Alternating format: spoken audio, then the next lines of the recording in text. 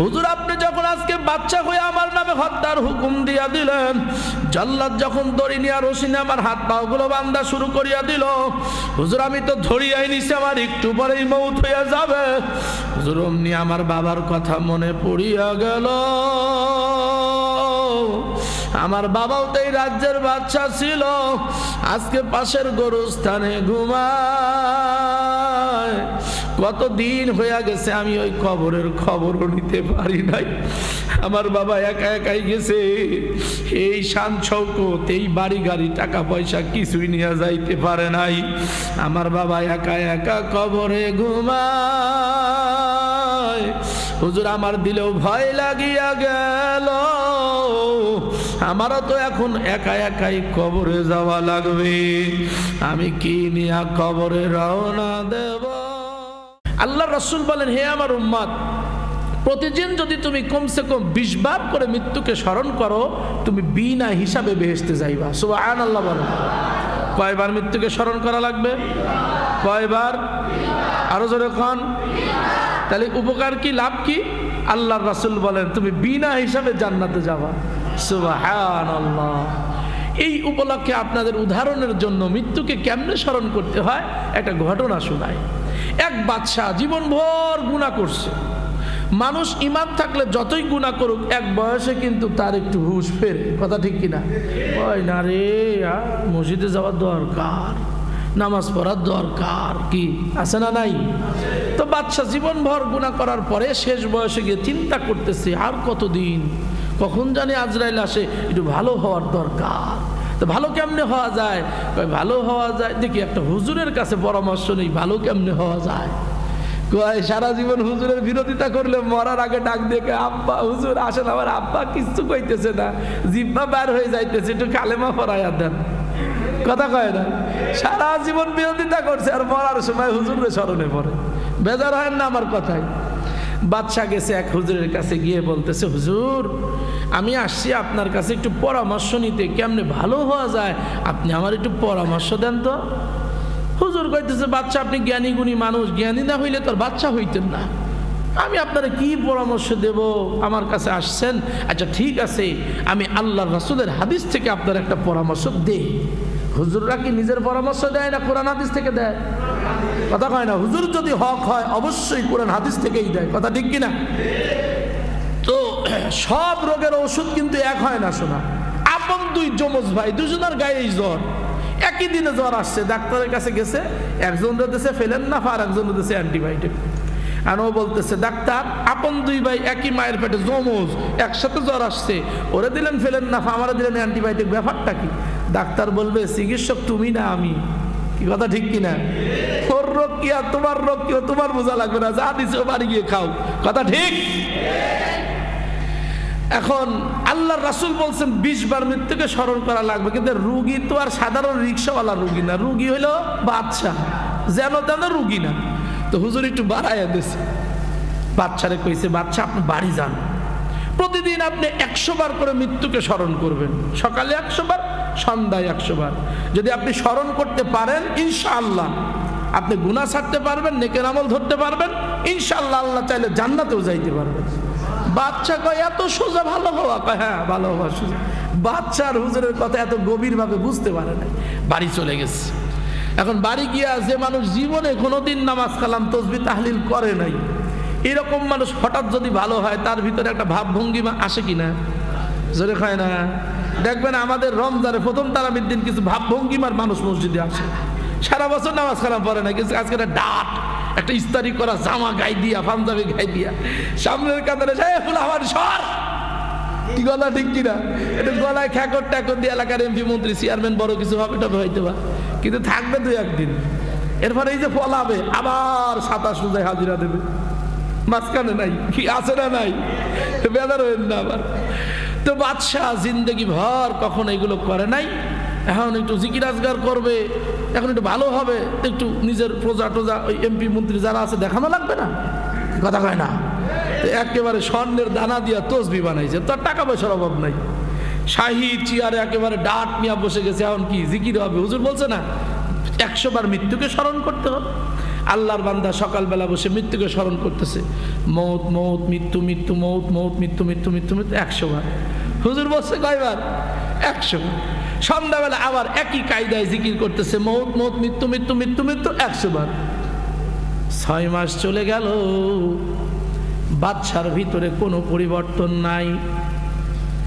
এ আল্লাহর বান্দা বান্দিরা, দেখবেন আমাদের মধ্যেও যখন আমরা একটু ভালো কাজের দিকে আগাই, হঠাৎ করে যখন ভালো কোনো কাজ করি, দেখবেন ভালো কাজ করার কারণে দিলের মধ্যে একটা অবস্থান তৈরি হয়ে যায়। ভালো কাজ করার পরে আবার গুনার একটা আগ্রহ জন্ম নেয়। কথা ঠিক কিনা? আল্লাহু আকবার। আমার জুমার মসজিদে এক মুসল্লি আছে, এখন একটু ভালো হয়েছে, আমি যেখানে জুমা পড়াই, কিছুদিন পরে দেখি আমার একদম পাও বরাবর এক মুসল্লি বসে, চকচকে সাদা চেহারা, খুব ভালো বডি ফিগার। জুম্মার নামাজ আমি ঢোকার আগে ও ঢোকে মসজিদে, জুমার বয়ানের খুব আদব, কিন্তু বয়ান শেষে নামাজ শেষ করে আমি যখন বাইরে যাই, দামি হোন্ডা নিয়ে দূর থেকে আসে, ওখানে গিয়েই দেখি যে ধূপকাঠি জ্বালায়। এটা আগরবাতি না কি কয়, কি কয় রে, বিড়ি সিগারেট জ্বালায়। আবার কয়েকদিন চোখে পড়ছে, আমি একদিন বলছি, ভাই আপনি এত আদবে বয়ান শোনেন, তো এই জুম্মার নামাজ পড়ে বের হয়ে এসে এরকম বিড়ি ধরান কেন? বাড়ি গিয়ে ধরাইতেন। হুজুর আপনি তখন জিজ্ঞাসা করলেনই, আপনারা বলি, আমি জীবনে কখনো জুম্মার নামাজও পড়তাম না, কিন্তু আপনার মসজিদের সেক্রেটারি ও আমার বন্ধু মানুষ আমার খুব অনুরোধ করছে যে আমাদের মসজিদের নতুন এক খতিব আসছে, খুব ভালো বয়ান করে, দোস্ত তোর দাওয়াত থাকলে তুই একদিন আসিস। আমি আমার বন্ধুর দাওয়াত আর ফেলাইতে পারি নাই, একদিন আপনার বয়ান শুনে ভালো লাগার কারণে আমি প্রত্যেক জুমা আগে আগে আসি আর নামাজ পড়ি। কিন্তু হুজুর যখন আমি জুম্মার নামাজ পড়ি আমার এমন একটা ফিলিংস হয়, না জানি কত ভালো কাজ করছি, আর যখন এই ফিলিংসটা হয় তখন মনে মনে হয় জোর দু একটা খারাপ কাজ করলে মনে আর কোনো কিছু হবে টবে না, এটা ভালো কাজ করলাম না।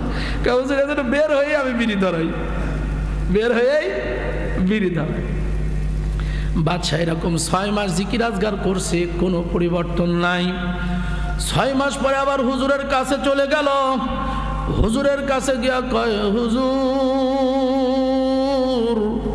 কেমন ঔষধ দিলেন? 6 মাস ওষুধ খাইছি, ভালো হয় নাই, গুনাহ আরো বাড়ছে। আল্লাহু আকবার। হুজুর কয়, বাদশা রে, আপনি আমার দেওয়া সবক কেমনে আদায় করছেন? আমি যে আপনাকে সকালবেলা 100 বার, সন্ধ্যাবেলা 100 বার মৌতের স্মরণ করতে বলছি। বাদশা কয়, হুজুর আমি আপনার কথার সম্মান রক্ষার্থে স্বর্ণের দানা দিয়া তসবিহ বানাইছি। হুজুর আমি সকালবেলা শাহী চেয়ারের উপরে বসিয়া যায়, আল্লাহু আকবার, মৌত মৌত, মৃত্যু মৃত্যু মৃত্যু করে 100 বার জিকির করি। আবার সন্ধ্যাবেলা বসিয়া যায়, হুজুর সন্ধ্যাবেলা আমি আবার 100 বার মৌত মৌত, মৃত্যু মৃত্যু জিকির করি। হুজুর 6টা মাস চলিয়া গেল, আমার দিলের কোনো পরিবর্তন নাই, আমার গুনার দিকে আরো ঝোঁক বাড়িয়া গেল।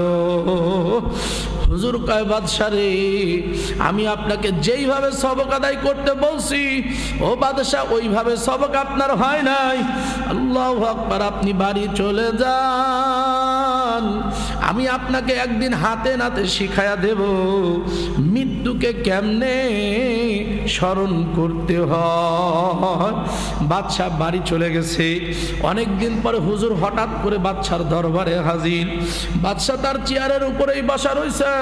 আল্লাহু আকবার। পাশে দাঁড়ায় হুজুর বাদশাকে জিজ্ঞাসা করতেছে, বাদশা আপনি যেই চেয়ারের উপরে বসছেন এইটা কার চেয়ার? বাদশা কয়, হুজুর এইটা তো বাদশার চেয়ার। হুজুর কয়, বাদশা এই চেয়ারের উপরে বসলে কি হয়? কয়, হুজুর এই চেয়ারের উপরে যে বসে সে বাদশা হয়ে যায়। হুজুর কয়, বাদশা আপনার রাজ্যে বাদশা হইলে লাভ কি হবে? আল্লাহু আকবার। বাদশা কয়, হুজুর আমার রাজ্যে যে বাদশা হয়, বাদশা যে আদেশ করে ওই আদেশ আমার প্রজার উপরে শোনা ওয়াজিব হইয়া যায়। আল্লাহু আকবার। হুজুর এবার বাদশাকে কয়, বাদশা আপনার চেয়ারের উপরে আমাকে কি একটু বসতে দেওয়া যায় না? বাদশা কয়, হুজুর আমি আমার এই চেয়ারে কাউকে কোনোদিন বসতে দেই নাই। আপনি যেহেতু আলেম মানুষ, আপনি যেহেতু হুজুর মানুষ, আপনার তো আর লোভ লালসা নাই, আপনি আমার চেয়ারে একটু বসেন। এই কথা বলিয়া বাদশাহ চেয়ার সারিয়া দিয়া পাশে দাঁড়াইয়া গেছে। এখন চেয়ারের উপরে হুজুর বসিয়া গেছে। এ বাবারা, এখন বলেন তো বাদশাহ হইছে কে? হুজুর এবার বাচ্চা হয়ে সঙ্গে সঙ্গে জল্লাদকে ডাকছে, এই জল্লাদ এদিকে আসো। আল্লাহু আকবার। জল্লাদ হুকুম পায়া দৌড়ায় আসে। আল্লাহ, হুজুর বাচ্চা এবার জল্লাদকে কয়, জল্লাদুরা এই দেখ সাবেক বাচ্চা পাশেই দাঁড়ায়া রইছে, ওই বাচ্চার নামে আমি ফাঁসির হুকুম দিয়া দিলাম, তাড়াতাড়ি করে অস্ত্র নিয়ে আসো, দড়ি নিয়ে আসো, ওর হাত পাও বাঁধো, ওর এখনই কল্লা কাটা লাগবে। এই হুকুম পায়া জল্লাদ দৌড়ায়া ঘরের মধ্যে গিয়া দড়ি নিয়া রশি নিয়া অস্ত্র নিয়া হাজির। আল্লাহু আকবার। এক পর্যায়ে বাচ্চার হাত পাও গুলো বান্ধা শুরু করে দিছে। হাত বান্ধে পাও বান্ধা, বাচ্চা দাঁড়ায়া থর থর থর থর করিয়া কাঁপে। এ বাবা, কাঁপতে কাঁপতে এক পর্যায়ে বেহুশ হইয়া পড়িয়া গেছে। হুজুর এবার জল্লাদকে কয়, জল্লাদ রে বাচ্চার মাথায় পানি ঢালো। বাচ্চা সুস্থ হইলে কানের কাছে মুখ নিয়ে বলো, বাদশাহ হুজুর আপনার নামে হত্যার হুকুম উঠায় এনেছে, আপনার টেনশন নাই। আল্লাহু আকবার। হুজুর যখন বাচ্চা যখন সুস্থ হইয়া গেল, হুজুর এবার ডাক দেয়া কয়, বাদশাহ জল্লাদ যখন হাত পাও গুলো বাঁধতে লাগলো, আপনি কিসের জন্য বেহুশ হইয়া গেলেন? ও বাদশাহ, কি হয়েছিল? আপনি কেন জমিনে পড়িয়া গেলেন? বাচ্চা দাঁড়ায় দাঁড়ায় কান্দে আর বলে, হুজুর আল্লাহ আপনি যখন আমার নামে হত্যার হুকুম দিয়া দিয়েছেন, হুজুর আমি এই চেয়ারের উপরে বসিয়া কত মানুষের নামে হত্যার হুকুম দিছি, আমার হুকুম পায়া জল্লাদ দেরি করে নাই, সঙ্গে সঙ্গে হাত পাও বান্ধিয়া তারে হত্যা করিয়া ফেলাইছে। হুজুর আপনি যখন আজকে বাচ্চা হয়ে আমার নামে হত্যার হুকুম দিয়া দিলেন, জল্লাদ যখন দড়ি নিয়ে রশি নিয়ে আমার হাত পাও গুলো বান্ধা শুরু করিয়া দিল, হুজুর আমি তো ধরিয়াই নিছি, আমার একটু পরেই মৌত হইয়া যাবে। হুজুর অমনি আমার বাবার কথা মনে পড়িয়া গেল। আমার বাবাও তো এই রাজ্যের বাদশা ছিল, আজকে পাশের গরুস্থানে ঘুমায়। কতদিন হইয়া গেছে আমি ওই কবরের খবরও নিতে পারি নাই। আমার বাবা একা একাই গেছে, এই শান শৌকত, এই বাড়ি গাড়ি টাকা পয়সা কিছুই নিয়ে যাইতে পারে নাই। আমার বাবা একা একা কবরে ঘুমায়। হুজুর আমার দিলেও ভয় লাগিয়া গেল, আমারও তো এখন একা একাই কবরে যাওয়া লাগবে। আমি কি নিয়া কবরে রওনা দেব? আমি একা একা কবরে কেমনে ঘুমাবো? আমি একা একা কবরে কেমনে থাকব? হুজুর আমার হায়াতে গুনার অভাব নাই। হুজুর ওই কবরের কথা খেয়াল আসতে আমার শরীরের মধ্যে কম্পন শুরু হয়ে গেছে, আমার দিলের মধ্যে মৌতের ভয় ঢুকছে, আমার দিলের মধ্যে কবরের কথা স্মরণ হয়ে গেছে। আসলেই তো আমার তো একাই যাওয়া লাগবে, আসলেই তো আমার তো একাই ঘুমানো লাগবে। হুজুর এই কথা স্মরণ হইতে আমার শরীরে অটোমেটিক কম্পন শুরু হয়ে গেছে। হুজুর আমি সেন্স ধরে রাখতে পারি নাই, হুঁশ ধরে রাখতে পারি নাই, এক পর্যায়ে আমি বেহুশ হইয়া পড়িয়া গেছি। আল্লাহু আকবার। হুজুর আমি ইচ্ছা করিয়া বেহুশ হই নাই, মৌতের ভয় কবরের ভয় আমার দিলে ঢুকছে, এই কারণে আমি বেহুশ হইয়া গেছি। হুজুর এবার ডাক দিয়ে কয়, বাচ্চা রে ওই যে আজ থেকে 6 মাস আগে আমি যে আপনাকে প্রতিদিন সকাল সন্ধ্যায় 100 বার করে মৌতের জিকির করতে খেয়াল করতে বলছি, আল্লাহু আকবার বাদশা, এই সবে মাত্র একবার হইল। এই যে আপনি একবার মৃত্যুকে স্মরণ করলেন তাই সেন্স রাখতে পারেন নাই। আল্লাহু আকবার বাদশাহ, এমন স্মরণ যদি আপনি আপনার হায়াতে প্রতিদিন 20 বার কমসে কম করেন, আল্লাহর নবী বলেন উম্মত রে তুমি বিনা হিসাবে আল্লাহর জান্নাতে চলে যাবা। আওয়াজ দিয়া কোন সুবহানাল্লাহ।